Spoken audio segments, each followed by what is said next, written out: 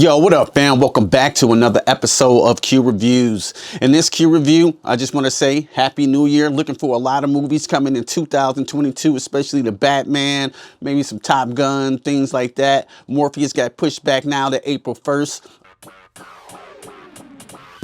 Morpheus, Morpheus, go eat some walruses, orifices, porridges. Of 2022, but I want to give into some of the movies that disappointed me in 2021. Now, all the movies on this list I did not hate, but these are the top three that disappointed me the most. All right, before we get into our list, I'm gonna have to give an honorable mention to Ghostbusters Afterlife. He is so irritated. Man, I just knew for a fact this movie would be on my top 10 for sure, but it wasn't in my top 10. The problem what I have with Ghostbusters Afterlife, they kind of regurgitated the same movie from 1984 with too much fan service. Like, it's a point where Dana Barrett turns into the gatekeeper or keymaster, and literally her dress from the first movie, you know what I'm saying, manifests. I'm like, come on, man, now you're playing with my fucking intelligence. It's stupid. I don't think Finn Wolfhard works, and I don't think this whole cast of children work, except for McKenna Grace, who plays Phoebe. I think she works flawless, but other than that, I think it's just too much down memory lane, even though Paul Rudd is great and they got a great send-off for Egon Spengler. My God, that was spectacular. But at the same time, I'd be lying if I say I wish it would have did something a little bit different, like a Spider-Man No Way From Home. Take all that memorabilia and make something special out of it. It was handled with care, but it wasn't enough originality to really warrant me for another sequel. Yeah, you know, busting wants to make me feel good, but this busting makes me feel all right. All right, number 3 on our list goes to Matrix Resurrections. What a letdown of a sequel. This is a sequel, of course. I hate to say cash grab because I think all films and somehow it's a cash grab in some type of way, but I never seen a blatantly, obviously ripoff of a cash grab than Matrix Resurrection. I call it the Wish, Wish.com of the Matrix sequels franchise. You can tell it had half the budget, half the care even Wanish Fakowski, who wrote it, didn't seem like she knew where to go during that second act. And to speak on that second act, that was the longest checking my phone second act I have ever experienced in a film. It was just flat out boring at times. Yeah, and this is, again, another movie that's trying to play on my nostalgia, literally having the Matrix play inside of the film behind you. I mean, it just doesn't work, as a sequel. Now, I don't think it warrants a sequel for it. And hopefully we won't get any more sequels from The Matrix. Love seeing Keanu Reeves and Carrie-Anne Moss, of course. Not like the other ones are, super high on the list, the sequels to The Matrix. But this one was very mediocre for sure. It says red pill, blue pill, Morpheus, walruses. Seashells by the seashore, Orpheus.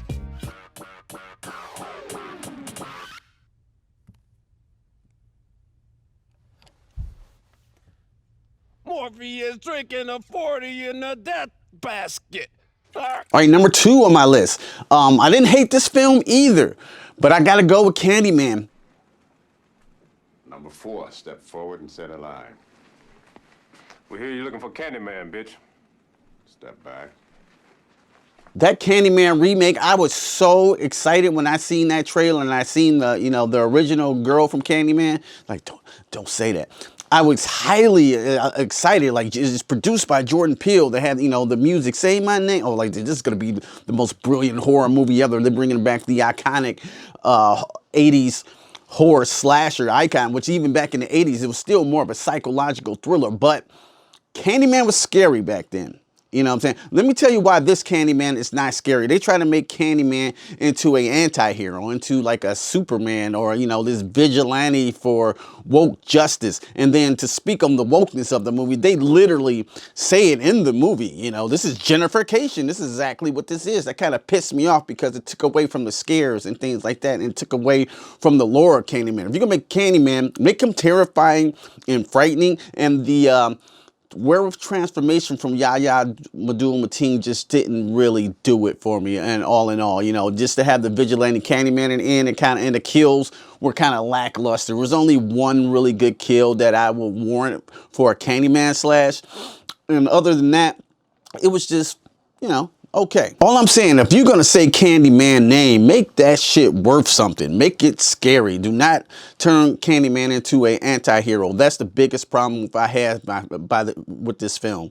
Say his name. Matter of fact, put some respect on that name, son. All right, my number one disappointing film of 2021 has got to go to Coming to America. What a mediocre, lackluster, non-funny, talking about even tarnishing the legacy of the original was Coming to America. He ain't lying. I'm trying to think that I even laugh in this film. You got Eddie Murphy and Arsenio Hall back and a bunch of other funny comedians as well. But never have I seen a film fall more flat in a sequel than Coming to America. Matter of fact, it might be in the top 5 worst sequels of all time, especially coming from the classic director John Landis Coming to America, which is pretty much on any holiday, Thanksgiving or any holiday. You can watch that film anytime. It's a timeless classic. This, I don't never want to see again in my life. Well, thank you guys for listening to me going over this list. That was just, you know, my top 3 most disappointing films of 2021. Didn't hate all of them on this list. Only one I really despise is my number 1, Coming to America. The rest, like The Matrix, was just a disappointment to, you know, another nail in the Matrix franchise. Ghostbusters is Afterlife is definitely the best Ghostbusters after the original Ghostbusters. And Candyman, I just thought it should have been scarier. It wasn't a terrible movie at all. I just think it was, you know, it was okay. Anyway, guys, thanks so much for watching. What was some of your most disappointing movies of 2021? Go ahead and let's talk about them in the comments below. And what movies are you looking forward to? And thank you guys so much for watching again. If you like this video, go ahead and hit that like button. If you really like this content, consider subscribing to the Q Review family. And don't just stare at it. Eat it. Peace. I'm out cold, you hoes been exposed. Walk up on you slow with the flow, and unload. You got more left for dead on the road. I strode when your car got